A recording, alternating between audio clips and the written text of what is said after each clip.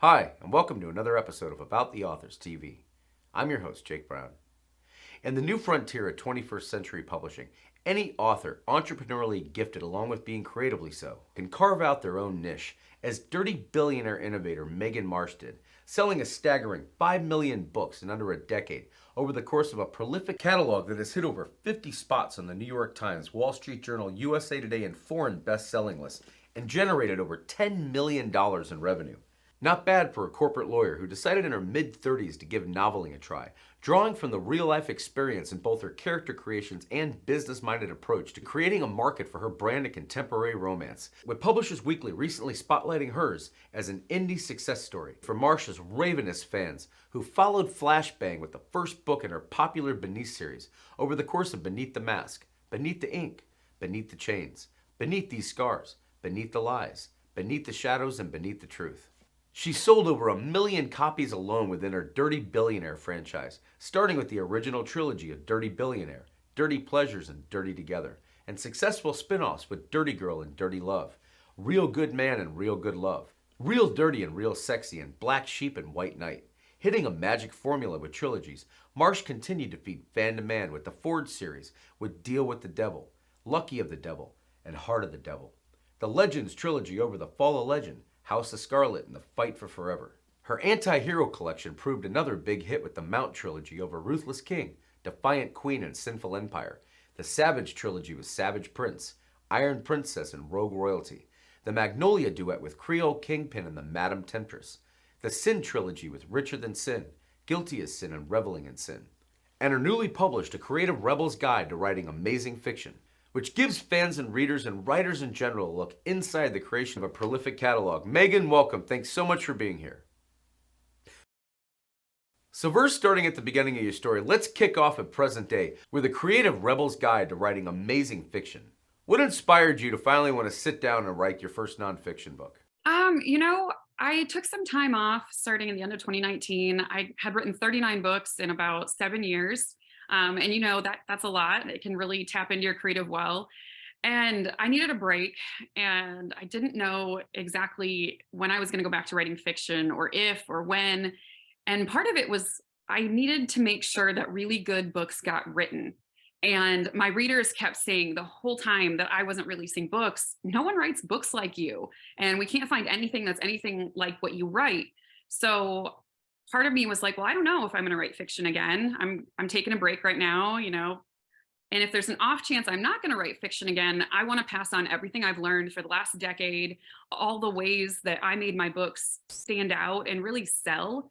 And that's that's really why I wrote it. It actually came down to um, I wanted to be able to pass on what I had learned. And I thought that was really important.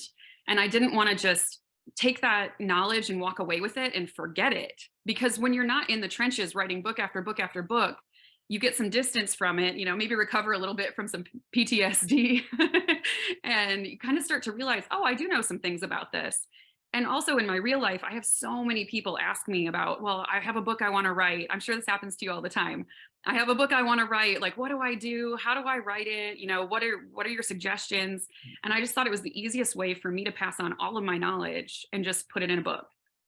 Traveling back from there to the time when you were still working as a corporate lawyer full-time and not quite as a writer yet, did you get the idea for the Beneath series that kicks off with Beneath the Mask, which you set in New Orleans across the French Quarter and Garden districts on a work trip there? And how did it inspire this and other bestsellers that followed with Beneath the Ink, Beneath the Chains, Beneath These Scars, Beneath the Lies, Beneath the Shadows, and Beneath the Truth? Yeah, it was actually 2013, 2014. I started writing in 2012. And I released my first book in 2014, and it totally flopped. So I was like, okay, not that. I'm going to try something different.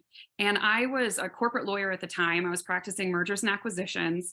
And my law firm had paid for me to go to a mergers and acquisitions seminar in New Orleans. So I was on this plane, and I'll be honest, I hated my job. I was so over being a lawyer. I loved it for a while, and then I was politics. I was over it.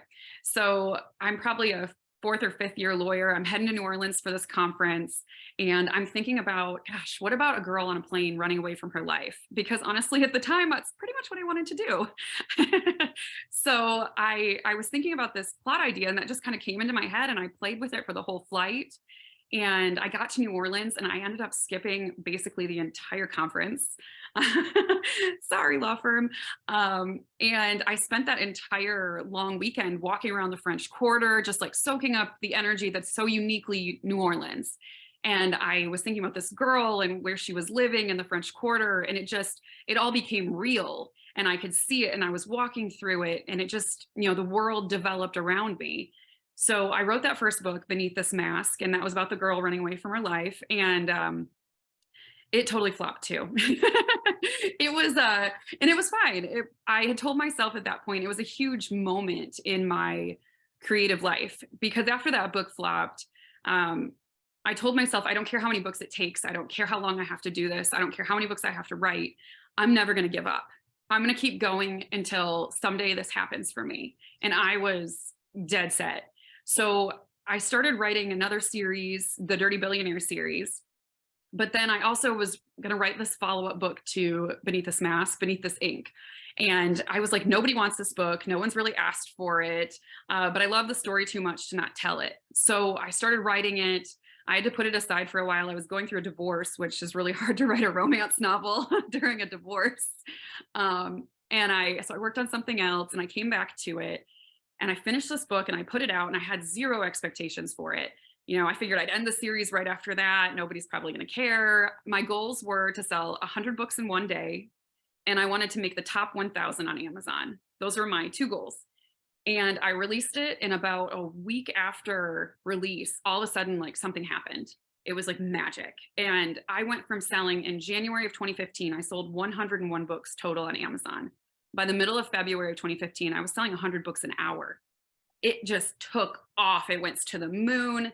It was in the Amazon, went all the way to number like 14 on Amazon. It was in the top 100 for 6 weeks. I hit USA Today 3 weeks in a row. All of a sudden I had this career. I had all these readers. I sold like 100,000 books within like a couple months. It was crazy. My entire life changed in about 6 weeks.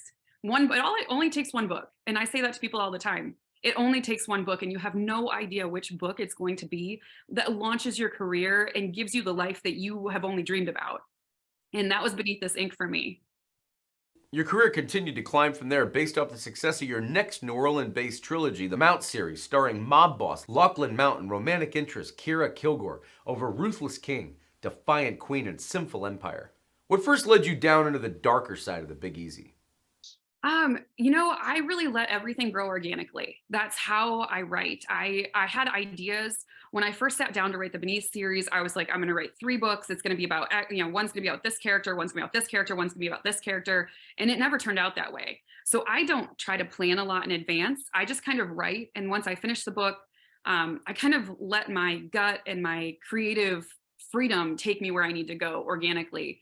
And I really just fell in love with writing about New Orleans. I fell in love with being in that city, and readers really loved kind of the heroes that I wrote. And it felt like it was a gritty city, so I could write about grittier characters. And that was what people were really digging at the time.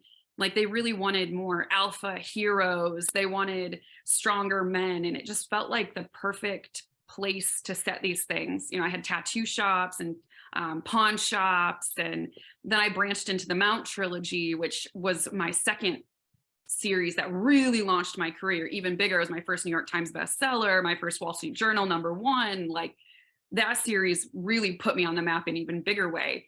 And it was my darkest, and I wanted to. That actually came out of a trip to New Orleans, another trip to New Orleans. This has been consistent for me. Every time I go back to New Orleans, I'm able to pick up something else. And I don't know if it's just in the energy or what, but I was taking an Uber to the airport after a book signing, and the Uber driver was talking about, I was saying how amazing New Orleans is. I love it. And she's like, well, there's a darker side, and it's a lot darker. And she was telling me some stories. And that's where I started thinking, okay, I got to write about like the criminal element, the more underworld, the darker side. And that's how the Mount trilogy happened. The Savage trilogy followed that one, the Magnolia duet. And then the book I'm writing right now, actually, is Redemption, and that's the last book so far in that series. What did you dig about writing these to stay in that universe with the Savage trilogy, with Savage Prince, Iron Princess, and Rogue Royalty, and then the Magnolia duet with Creole Kingpin and Madame Temptress, all set again in the same backdrop in New Orleans? And why did you find that you liked writing in the role of the antihero? Yeah. An anti-hero to me is an atypical hero, like somebody who maybe does commit crimes and things that aren't, you're not a traditional hero. You're not a clean cut, straight edge person that's doing everything right in society. Like maybe you are on the darker side of things. Maybe you do, you kind of follow, to me, it's a hero that follows their own gut rather than what society sets out for them as the mold. This is you being a hero, be heroic. I think you can be a hero in many ways and not just that way. But with an anti-hero, Magnolia, the Magnolia duet's really fun. She actually was a former madam. And so she was a very atypical heroine. And her hero was a guy who did a lot of bad stuff. But in the end, they, they find love and happiness because everyone deserves that. So it kind of to me shows that you don't have to follow one path through life in order to find love, in order to find happiness, fulfillment, completion, and those things. But yeah, an anti-hero, another piece I think is the character doesn't change as much on a character arc. Like they might change with respect to how they treat one person, but maybe the world at large, they don't have this full blown transformation where they become all of a sudden I'm a card carrying member of the PTA and I do all these good things and I do everything that society says is the right thing to do. They still stay true to their own roots, I think, throughout the story. And that's sort of how I've always considered anti-heroes. They're the ones you're not supposed to root for and you're not supposed to like, but you love them. Do you tend to write from your imagination down when you're working on a new novel, outline ahead of time, or something between the two? For me, trilogies, it's all about how much of the story is there. Like, how big is the story? How many plot lines are there? How many subplots are there? How twisty is it? Do I have some great moments for cliffhangers? Like, do I have the makings of a trilogy? Because a trilogy takes so much more substance than a standalone for me. And I love them because I get to be really exercise my creativity. I get to come up with all these twists and I get to come up with the awesome jaw-dropping cliffhanger moments that people are just like, what? And I love that because as a reader, it's my favorite. And those twists you don't see coming. And I think a trilogy gives you so much more depth, more character development. You get to spend more time with the characters, which I think readers ultimately love even if they hate the trilogy while it's in the process of being released. I think that's very common. You have a lot of cliffhanger haters, at least in the romance genre. I see it all the time. But with the Sin trilogy, I knew I had enough meat, basically. I had the past storyline, I had the present storyline, and I was like, oh, I have a great cliffhanger for this. And that was the first time I ever did double cliffhangers. So there would be a cliffhanger from the past and a cliffhanger from the present in the same book. Yeah, that was the twistiest book I've ever written. I think I maxed myself out on that one. Speaking of watching soap operas with your mom, they're an often underrated and underrecognized medium of storytelling that TV in fact is for so many of our peers, along with books and other media formats. When you reflect back to childhood, what other influences were at play in developing your love for it, whether through the TV screen or the written word? I mean, once my brother taught me to read. I have a brother that's 5 years older than me, and he taught me to read when I was 4, and I was off and running. Like you could not take books out of my hands. I think I read Matilda over 100 times. Roald Dahl, Laura Ingalls Wilder. I read everything I could get my hands on. I was obsessed reader. I've always been obsessed with books. So for me, it was mostly books, and I started writing my own books when I was like 7. And my mom recently found one I had at school. The parents would, publish them for you, put them in a little thing and type them up. And I found that my mom found this book from 2nd grade and it says, hi, my name is Megan. I'm 8 years old. This is my 11th published book.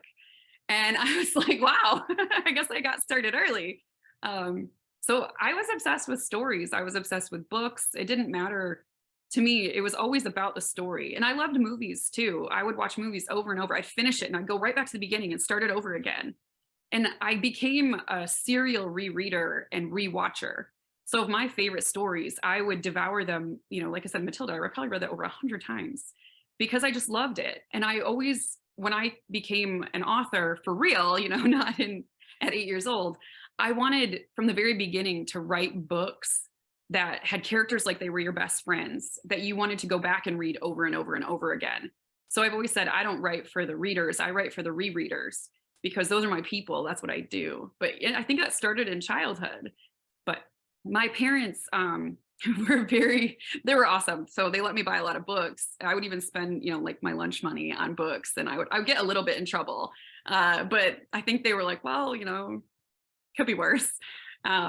So I would come home though from school, anything I'd read or absorbed, and I would retell the entire story to the whole family at dinner. And I would tell stories to my grandma. I would tell stories to everybody. I just basically didn't shut up.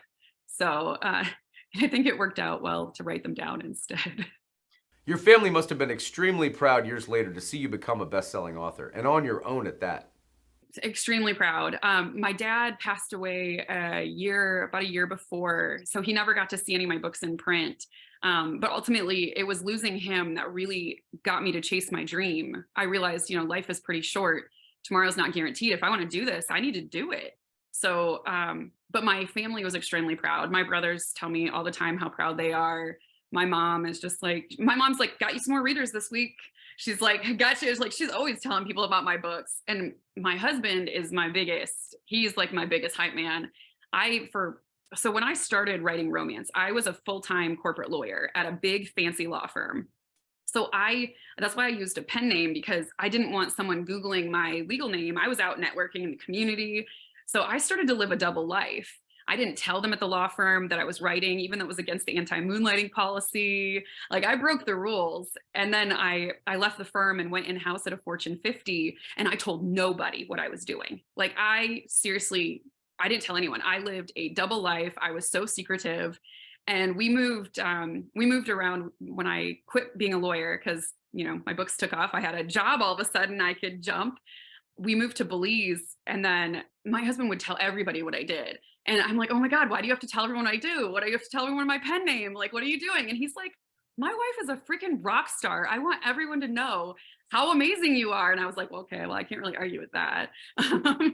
So I've been very lucky to be surrounded by incredible support on this journey, because I don't do it myself. You know how hard this is. This isn't an easy life.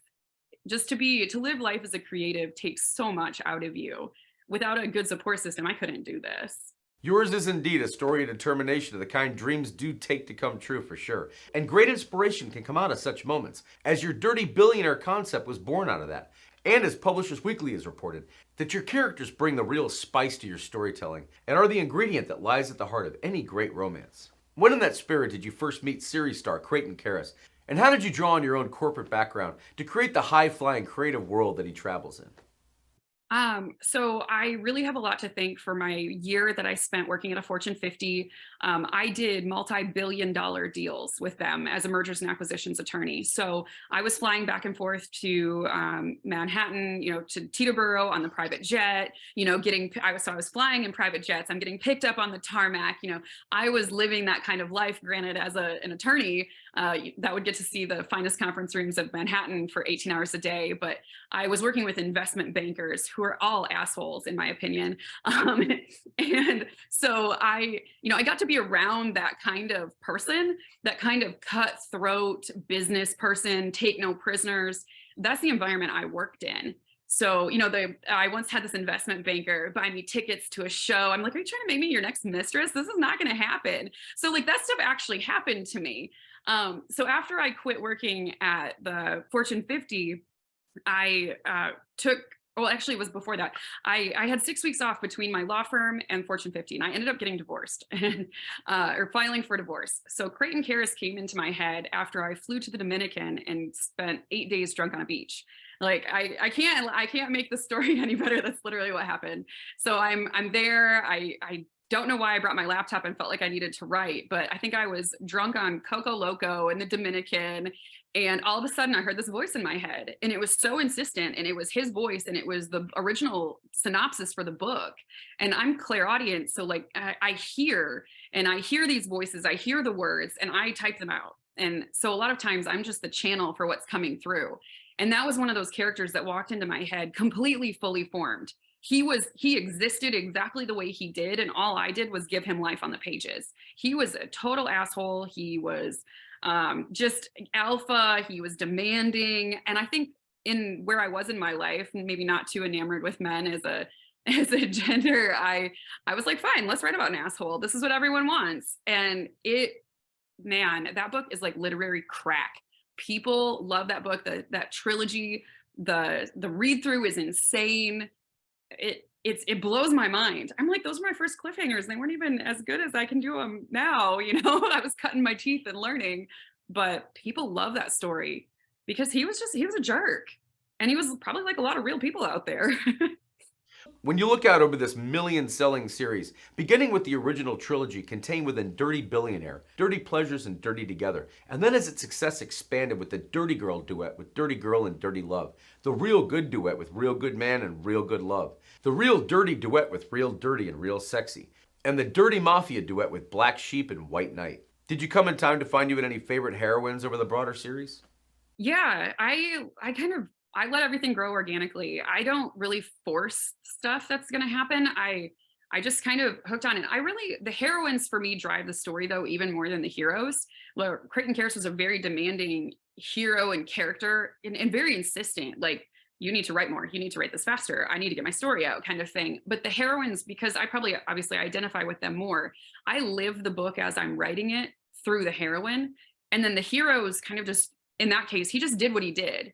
And I was like, God, you're an asshole. Like, why did you do that? But it worked. When I first wrote my first trilogy and I knew Dirty Billionaire was going to be a trilogy, everyone had said it was shortly after the 50 Shades phenomenon, still within a couple years. And everyone told me they were sick of billionaires and they were sick of trilogies and I shouldn't do it. And I was like, well, I'm going to do it anyway. So it worked out great for me. Yeah, the heroines, I always love to live as the heroine. I can't write a book until I can be her and really be the hero too, because I write in dual point of view. But my husband helps me so much with the hero's point of view. That's how I keep it true to, like, when he reads it, he'll be like, a man would never do that. A man would never say that. So I use his input to really alpha the men up, but also keep them from crossing lines. And then I'm living as the heroine because, obviously I've got more female point of view. I loved Holly from Dirty Billionaire. She was amazing. I feel like every heroine is basically me in some format. It's where I am in my life. And in that story, she was all about becoming a country music star. She was making it. She was, having her dream come true, and it was happening for her, which is what was also happening for me, or in the process, hopefully, of going to happen for me. So every heroine is sort of my favorite while I'm being her, because I identify with her in a way that is so unique. And I honestly didn't realize this until after I took a pause from writing.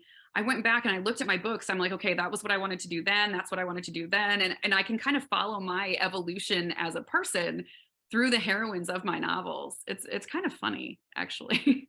You have your own method for writing the love scenes in your books. What do you recommend to aspiring romance authors of any subgenre or style about what the sweet spot is, so to speak, in giving those readers just what they want on the page from those characters in the way of steam? It really depends on the characters. I think well, for me, the Dirty series was a spicier, that was a little more flame than some of my other ones. And it was just where I was at. And I really enjoyed reading erotic romance for several years. And so I thought it was fun to be able to make that happen and to write those scenes. I mean, for me, it's just any other scene. I know a lot of authors will put like insert sex scene here in brackets and then they'll skip it and then they'll come back and read it late or write it later. I mean, I know tons of people who do that. But for me, I'm just like, all right, that's what's up next. That's what we're writing. We're going to make it a good one. And I would just kind of throw myself into it. And I guess it's like the moments that you wish that you could have in real life that maybe you didn't. And although, plenty of people can make that happen in real life. What about versus the love making, just writing the love story itself? Well, for me, and I learned this from one of my developmental editors, and I think it was a really key piece of romance and writing romance, was admire and desire. that those are the two pieces that you absolutely have to have in a romance novel. And if you don't have admire and like the admiration and the desire part of it, then it just doesn't work as a romance. So you have to have the part where they really do admire things about each other as people. It can't just be, all attraction, but the desire has to be there. Otherwise, you have no chemistry. So for me, it's always been a function of those two things, the admiration and the desire, and then just ratcheting up the tension and making sure that the romance is the key part of the story, but also keeping it interesting with the plot. So I think that's really fun about romance because you're building the relationship, but you're also, at least in my stories, I have so much external conflict and it's very plot driven rather than mostly character driven. So I feel like weaving those two things together in a seamless way where those more spicy moments can take place and you're continuing to make your story arc move. And honestly, it can really help move the story arc along. And romance readers love a good love scene. So, after painting with the contemporary brush for a number of series, you began creating on a different canvas entirely within the Sin trilogy. What inspired this trip back in time over Richer Than Sin, Reveling in Sin, and Guilty as Sin? I wouldn't say the Sin trilogy was an anti-hero so much of that was sort of a star-crossed lovers second chance romance. You had like a family feud where the families had hated each other for over 100 years. And one stole one's gold claim, like kind of things like that. A little more of the Hatfield McCoy. It was kind of that sort of that series was my homage to all the soap operas I watched with my mom as a kid. It felt like very dynasty kind of like a more of a sweeping family saga. It had a lot of drama and past and present and kind of going back to the past and all these different things that the families hated about each other. And of course, two of them fall in love and everyone else hates that. And, but you want to root for the people who are overcoming all odds. Your fingers would keep speeding away from there, giving fans more of what they wanted with the Forge trilogy, starring another billionaire, Jericho Forge, and poker champion, India Baptiste, throughout Deal with the Devil, Luck of the Devil, and Heart of the Devil.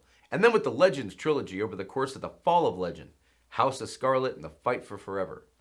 How for aspiring authors that might hope to find themselves in the same fast lane one day did you keep up with it all? 39 books in under 8 years, eventually started to feel like I was on a hamster wheel. The production process and jumping from one to the other. I've always been a workaholic and thankfully I'm a recovered workaholic now, but it was easy to push myself because I was working for myself and it did get into a little bit of a grind and it did lose some of its spark and its joy. And I did stop having as much fun. I think that's why it was important for me at the end of 2019. I just was like, I'm done. I may be done forever. I may be done for a little bit. I don't know. I had to give myself permission to never write another book again if it was going to make me happy. And I think that's what ultimately brought me back to writing fiction was I realized it did make me happy. The deadlines, the constant deadline pressure did not make me happy. Always, working on edits of one book while drafting another book, while launching another book, like that was too much. I asked a lot of myself and doing that, working over 100 hours a week, year after year after year after year after year. I mean, that'll grind anyone down into major burnout, which is what I experienced. And I think I talk about it a lot in the Writing Amazing Fiction book is taking care of yourself and making sure you give yourself what you need and not beating yourself up if you can't get your words down that day, even though you have a deadline. Because I learned that if I gave myself time to let the creativity flow, it was okay. I would always come up with something better during the time that I wasn't writing, even, though I was still probably beating myself up, but I quit doing that eventually too. But what really brought me back to writing fiction, I felt very unfinished with the Mount trilogy, the anti-heroes collection. In the last fiction book I had released in Madame Temptress, my hero of the Mount trilogy, Lachlan Mount, who's this big, scary king of the underworld, of criminal underworld. He's like the boogeyman. And his kid gets kidnapped, his baby. And they get the baby back and all that stuff. But I felt like I shattered his world. He was no longer untouchable. And so I was like, I owe you a conclusion to that. I can't leave you the character in agony. So ultimately it was the characters that brought me back. I love the stories. Like the stories never stop percolating and you know what it's like. You get a piece here and a piece here and oh, that would be so good in a book. And like, it's like an affliction and I can't stop it. Even though I told myself maybe I'm done. I'm not done. I have so many good stories left, but I had to figure out a way to write with joy. And that was really important to me. I only wanted to do this if it was going to make me happy and that I could do it and it was going to be fun again. Because in the beginning, it was fun. And then it stopped being fun. And I was like, I can't do this if it's not going to be fun. I'll find something else to do with my life, honestly. And my readers, I think, were pretty horrified. But a lot of people were horrified when I quit being a lawyer too. Ultimately, for me, it's like, what's going to make me happy at the end of the day? And if I'm not happy doing this, my work product isn't going to be the quality and the level that I want it to be. When it just becomes the daily grind and you're just putting out books because it's a paycheck, like I could have done that as a lawyer. I could do that in any profession. I need to love what I do. And that's why I'm writing fiction again, because I actually love it. I'm writing much slower. I love world building. That's one of my most favorite parts of being an author because I love creating either fictional worlds or kind of fictional pieces within the real world. So for world building, it's a world that I want to live in. I want to luxuriate in it. I need to want to be there because as an author writing the story, I'm going to have to spend a ton of time there. So I have to love it first. I have to want to spend time there. So that's how my world building comes organically, layer at a time. Like, oh, that would be so cool if I added this little detail or this little detail. And I try to make it feel as real as I can. Like it's a place that you could go, you could walk around, you can smell it, you can taste it, you can touch it, you can feel the energy, the vibe. Just like when I was walking around New Orleans in the French Quarter, it has its own unique energy. Just like if you watch Star Wars and they walk into one of those places, it has its own energy and its own vibe. And that's for me what's important about world building. Like it has to be sharp enough and interesting enough that people can really anchor themselves there, but not so many details that you just overload them with everything and they're swimming through details to try to get to the story. So I always try to balance the world building and the story together because I feel like you can easily get bogged down in way too many details that no reader cares about. And so I go back to being myself as a hardcore reader and my first I'm the first person that gets to experience this. I only write the stuff that I like.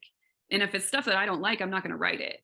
So it's got to be a place that I want to spend time in first as an author. And second, that as a reader, I'm hooked on it. I love being there. I'm not bored. I don't need more details. So I just try to find a balance between those things.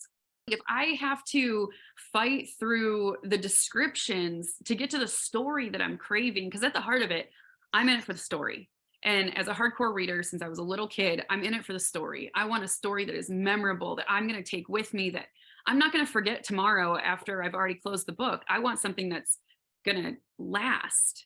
And so I think if you put so many details in it, that can be great. I mean, obviously people love Harry Potter and the Wizarding World, and there's a million details, but those details ultimately added to the story. They enriched the setting. They made the experience more visceral, like you were there. And that's amazing. And that's, I think, what's key with world building. You need to give the details that people want, but not the details they don't. What did you then find yourself rested, ready, and excited to be working on once inspiration came calling again? So Redemption, the trilogy's completion, I'm working on that. And then I have another series that I've been working on for about 4 years. It's a motorcycle club based family saga in the Pacific Northwest where I live that I've been working on for quite a while. It's really cool, meaty story. I'm not exactly sure what form it's going to take yet. It's still formulating. I'm not sure if it's going to be a series of standalones. But then I've also been working on a fantasy story that's like a fantasy romance that's really awesome and incredible. I've been world building that for over 4 years. So those are the two other fiction worlds that I'm playing in. And it really is fun. And you want to leave room in the reader's imagination to roam there too, don't you? Well, I haven't had any adaptations yet, but obviously as an author, one of the coolest things I think for any author would be able to see your story come to life on the big screen or on the TV or whatever. And obviously that's something I've always hoped for. And I believe it will happen. So I definitely would want to retain a lot of creative control. I don't mind changing stories to fit the adaptation better, but I would definitely want to retain some creative control. We've had a lot of bites and we've had a lot of discussions and a lot of interest. The Beneath series, I was talking to producers for a while about. The Sin trilogy is in the hands of a couple people. Working its way around. So, you never hold your breath on stuff like that. And like, I always look at Diana Gabaldon and Outlander. I read Outlander in 1998. And when it was made into it's 20 years later, by the time it hit the TV screen, and it was still awesome. And she was not willing to sacrifice her creative vision because I know she had offers to do movies and things like that, but it was such a huge story that she wanted the right format to it, and she got that on Stars with a seasons of the show. Um, so I guess it would depend on which story. Obviously, I would like them all to be made into movies or TV shows, literally every single one of them. Maybe that'll be a part of my life, a time period where I'm doing that. Finally, Kirkus Reviews recently mused that March enjoys her freedom and autonomy so much that she believes strongly in staying the indie course. And having written the book we touched on at the top of the interview, A Creative Rebel's Guide to Writing Amazing Fiction, packed with your own advice on how to become a successful writer creatively and commercially. Who were any authors that you read when you were starting out that you'd pass along here as recommended reading?